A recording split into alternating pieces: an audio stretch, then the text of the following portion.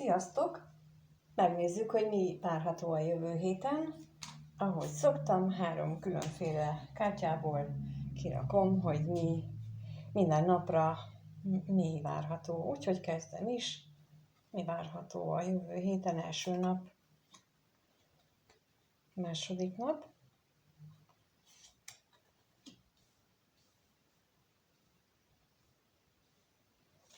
aztán a harmadik nap,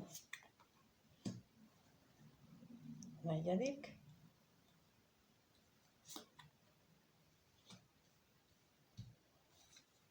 ötödik, hatodik, és a hetedik nap.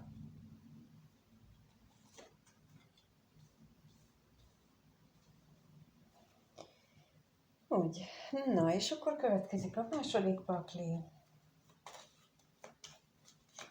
És abból is megnézzük, hogy az első napra mi várható.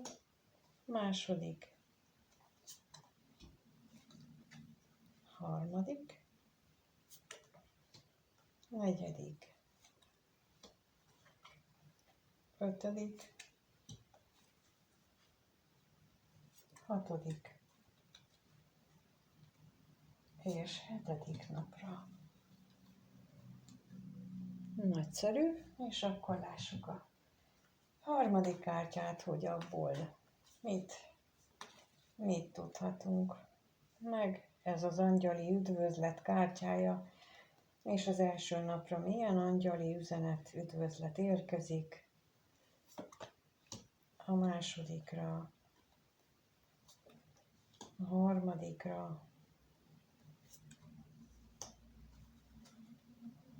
negyedik nap,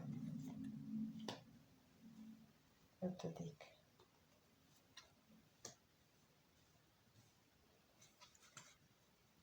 hatodik, és a hetedik nap. Jó, azt hiszem, hogy jól látható. Jól látható. No, első napra kijött a sarló, a botok tízese és a pénzügyi szerződések. Lehetséges, hogy ez egy figyelemfelhívó kártyasor, ami arra vonatkozik, hogyha valamilyen pénzügyi ügyeket terveztetek esetleg a következő napra, vagy napok valamelyikére, akkor legyetek nagyon óvatosan, mert bár tűnhet úgy, hogy le tudjátok rakni a terheket, vagy ez a pénzügyi konstrukció létrejön, azért nem 100%. Illetve óvatosan, tehát a kassa, vagy a sarló és a kassa is azt jelenti, hogy levágjuk a termést, betakarítjuk a termést, de azt is jelentheti, hogy rosszul vágjuk és használhatatlan lesz. Tehát, hogy nem garancia az, hogy be tudjuk takarítani a termést, a gyümölcsöt, hanem azt is jelentheti, hogy bizony olyat is elvághatunk, vagy úgy vághatjuk el a búzaszárát, vagy a gabonaszárát, hogy megsemmisül a termés és kárt szenvedünk. Úgyhogy így jelenti ez számomra. Én most ebből határozottan a figyelmeztetést érzem, hogy ne legyünk elbizakodottak, ne legyünk... Tehát nem biztos, hogy annak kell hinni, amit elsőre gondolunk, tehát lehet, hogy egy nagyon kedvező dolognak látszik, és hogy a pénzügyi konstrukció, vagy a pénzügyi dolgok azok kedvezőek lesznek, és hogy sikerül letenni a terheinket, de óvatosan az optimizmusunkkal, mert itt lehetnek a háttérben előre nem látható dolgok. Tehát semmi rossz, nem rosszat érzek itt, mert így egymást kompenzálják a jó és kevésbé szuperlapok, hanem inkább az óvatosságra, a figyelmességre hívják fel a figyelmet a kártyák. A második nap a kígyó lapja, a botok hetese és a hetedik csakra, mint Uriel arkangyal védőszentje, vagy akinek az Uriel arkangyal a védője. És a kígyó önmagában véve ő gyógyítást is jelenti. Persze ő az, aki ugye az édenkertbe Évának sugalmazta, hogy kóstolja meg az almát, mert a tudás fájáról ő is ehet, és az övé lehet a tudás. És bizonyos esetekben ez jelentheti ezt. Ez most nekem nagyon ez jön itt, látva, hogy ez is hetes számú, vagy a 41, az pedig az 5-ös, tehát egy változást mutat, és valamiért továbbra is az almát látom itt, a tudásfájának az almáját látom, miközben Ádám védekezik. És itt arra azt érzékelem, hogy óvatosan a kísértéssel. Nem biztos, hogy mindent meg kell kóstolnunk, amit az élet kínál. Nem biztos, hogy mindenbe bele kell kezdenünk, amit lehetőségként látunk. Sokkal megfontoltabbnak célszerű lenni a jelenlegi szituációban, vagy a jelenlegi energiák mellett, amit így a lapok tanácsolnak. És az angyali üdvözletkártyája, vagy az angyali üzenetkártyája szerint a hetedik csakra az a koronacsakra, amelyik az égiekkel való kommunikációt jelenti.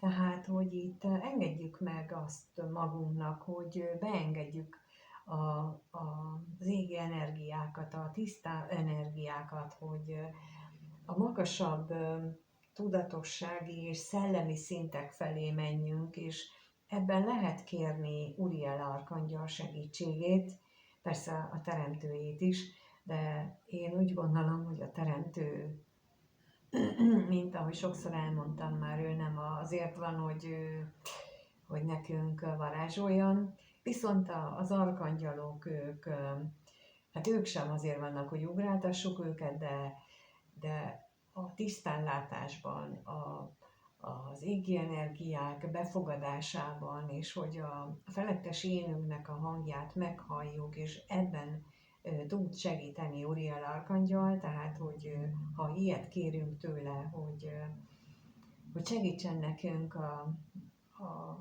az égi energiák befogadásában és megértésében és a magunkévá tételében, hogy elkerüljük azokat a szituációkat, amelyekkel mondjuk a teremtő akaratával szembe mennénk, és amelyek kétségbe vonnánk a teremtő akaratát, mint ahogy ugye Éva is kétségbe vonta a tudásfájának almáját megéve, hogy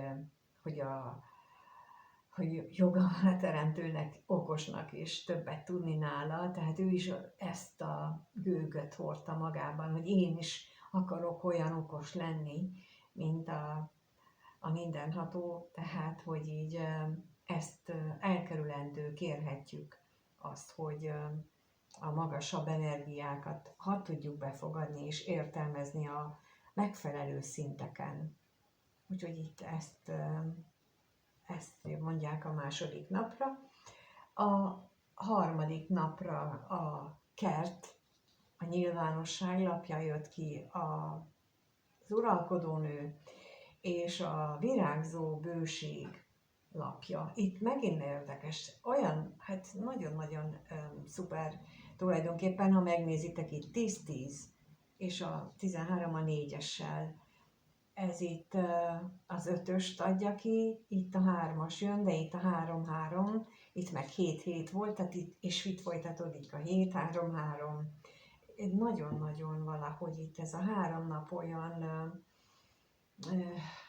egymásra épülő dolgok történését jelzi számomra, de tulajdonképpen így a középen az uralkodó nővel azt mutatják nekem, sőt itt van a virágzó bőségnek a lapja is, hogy olyan, mintha kiderülnének dolgok itt a nyilvánosság a kert lapjával, tehát hogy fényderülnek olyan dolgokra, ami hát a bőség beáramlását segíti számunkra. Itt a kalász, mint itt az elsőnél, tehát, hogy így nem csak az anyagi bőség, hanem mindenféle lelki, érzelmi bőségnek a lehetőségét tudjuk itt most megteremteni, ha bölcsen és okosan tesszük, illetve hogyha égi segítséget kérünk a befogadásra, a megértésre, mert itt hatalmas potenciálokat mutatnak a hét közepére. És akkor a 4. napra pedig kijött a jegesmedve, az érmékkettese, és hát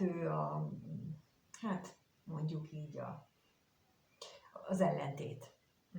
Aki nem a Mihály Arkangyal, meg a Gábriel, hanem ő az ellentét, aki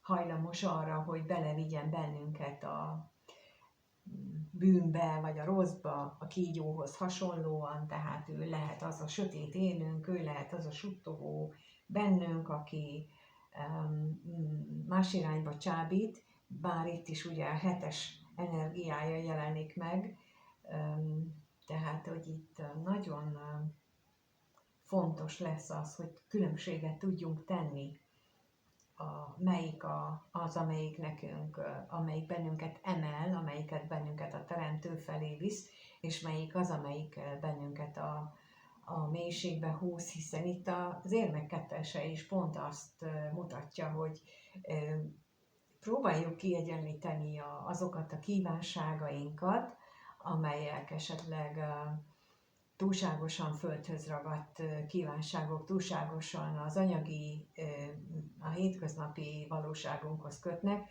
és a szellemi kívánságokat is. Tehát, hogy azt tapasztalom, hogy nagyon sokan hivatkoznak arra, hogy azért nincsen idejük önmagukra, mert hogy tengernyi a teendőjük a mindennapok során, de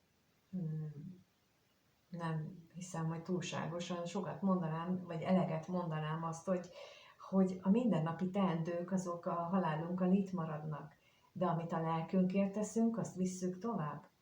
Nincs olyan, hogy meghaltunk, és nincs tovább, van tovább. Megyünk a Teremtőhöz elszámolásra. És akkor ott nem mondhatjuk, hogy de hát futnom kellett, mert hogy ez meg az. Senkit sem fog érdekelni. És itt erről beszél, tehát így nem véletlenül, hogy itt megjelenik a fülünkbe suttogó ellentétpár, a jónak az ellentétpárja, aki nem biztos, hogy azon munkálkodik, hogy mi minél közelebb kerüljünk az égiekhez, az égi, tehát a teremtő irányába, hanem sokkal inkább az ellenkező irányba csábít bennünket. És itt a jegesmedvével is azt mutatja, hogy ott valami olyan dolog lehetséges, ami bár erőt kíván tőlünk, de ha rossz irányba fejtjük ki ezt az erőt, akkor az meg is fagyaszthat bennünket. És ez nagyon is figyelmeztető jelzés. Jó, és akkor megnézzük a következő napot. Az 5. napon kijött a lóhere lapja, a bolond és a nyugalom és a meditáció, a békesség lapja, ami beszélhet arról is, hogy ha ezt így szerencsésen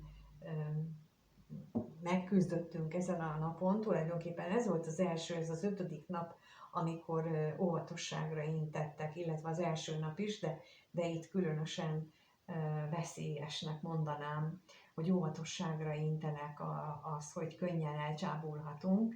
Ha ezt sikeresen túl éltük, már pedig ugye itt a lóhere, tehát hogy azért kapunk égi segítséget, ha kérünk, ha nem, akkor is kapunk, akkor utána elkezdődhet egy olyan új szakasz, amit már megalapozza a mi békés és nyugodt megújulásunkat, azt a lelki békességet, amit egy meditáció tud nekünk okozni, ami, amikor tényleg ilyen isteni energiák tudnak bennünket körbevenni, és tudnak segíteni. Úgyhogy így tulajdonképpen ez is nagyon szép energia az a 6. napon. És a 7. napra pedig kijött a női főszemély, a kelyhek királynője, és a támogató kapcsolatok, ami hát nem tudok, ez a lapok magukért beszélnek, gyönyörűséges energia. Hát akinek olyan hétvége adatik, mint ami itt látszik, az annak gratulálok, mert ez egy csodás energia. Itt arról szól, hogy a női főszemély, ha te vagy nő, akkor neked, ha férfi vagy, akkor a szívednek kedves nő, nemű egyén, ő a szívek királynője, vagy a szív királynő, aki mély érzésével olyan támogató és védelmező kapcsolódást tud létrehozni a párjával, vagy egy olyan személlyel, aki számára fontos, és itt lehetséges, hogy most kerül majd rá sor, hiszen itt a 14-es, az 5-ös kártyának a lapja, a változás lapja, tehát lehetséges, hogy eddig akadályok nehezítették, mint ahogy itt is akadályok nehezítették ennek az védelmező kapcsolatnak a létrejöttét, és most elhárulnak az akadályok, mert lehetőséget kapsz arra, hogy ezt meglépd, és te lesz is bátorságod hozzá, hogy ezeket mind meglépd, és akkor itt a jutalom a hétvégén már érkezik is. A 6. napra gyönyörűség, és a 7. napra pedig kijött a 33-assal a kulcs, aztán a botok 3-asa, és végül az érmét tartó férfi lapja. Nagyon sok a 7-es, 3-as, 7-es, 5-ös lap ezen a héten, tehát ez egy ilyen, a 7-es lap egyébként az isteni áldás lapja is. Az én tudásom és értelmezésem, vagy az én használatom szerint, az mindenképpen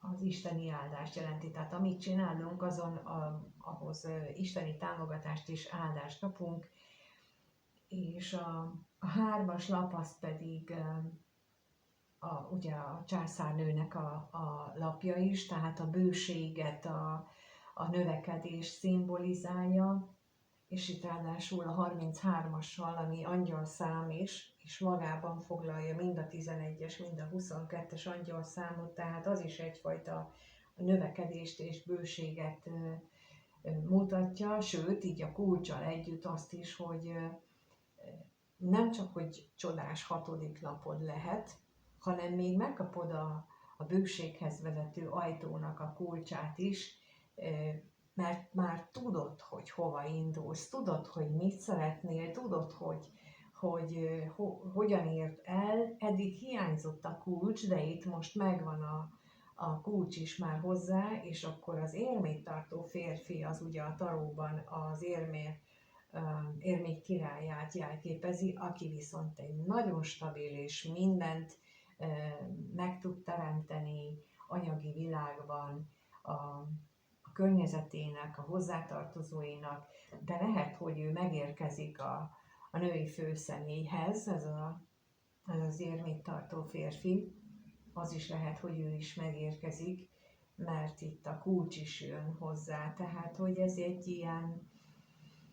egy olyan hétnek mutatkozik, amiben bőséggel lesz próbára téve a hitünk, az, hogy az felemelkedés felé imádkozzunk, és ne ejtsen rabságba a kísértés, ne engedjük meg magunknak a kísértést. Itt is például itt a botok 7-esével, ott is az ellenállás, tehát a védekezést mutatja, tehát hogy, mint ahogy mondtam, hogy Ádámnak is ott van a felszólítás, hogy ne engedd meg Évának, hogy az almát újra megkóstolja. mert akkor az azt jelenti, hogy újra olyan okosak akartok lenni, mint a Teremtő, már pedig ennyi alázat kell az emberbe lenni, hogy elfogadja, hogy soha nem lehet olyan okos, és ne is akarjon olyan okos lenni, mint a Teremtő, és ha ezt elfogadja és ennek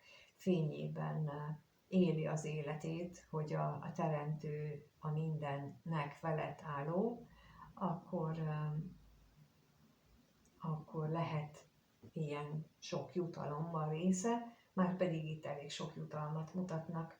Úgyhogy ha imáitokban, vagy csak az univerzumnak a megkeresésében erre fókuszáltok, hogy a számotokra emelőt, a titeket jobbá tevőt, szebbé, őszintébé, nyíltabbá tevő dolgokat kéritek, hogy abban kértek támogatást, és nem ilyen konkrét, akármilyen pénzügyi, vagy akár tehát ilyen anyagi dolgokban, akkor már ez is tud emelni benneteket, vagy ha fókuszotokra olyasmire helyezitek, hogy a szép és jó dolgokra, akkor ez is már fölfelé emelkedést eredményez mindannyiótoknál.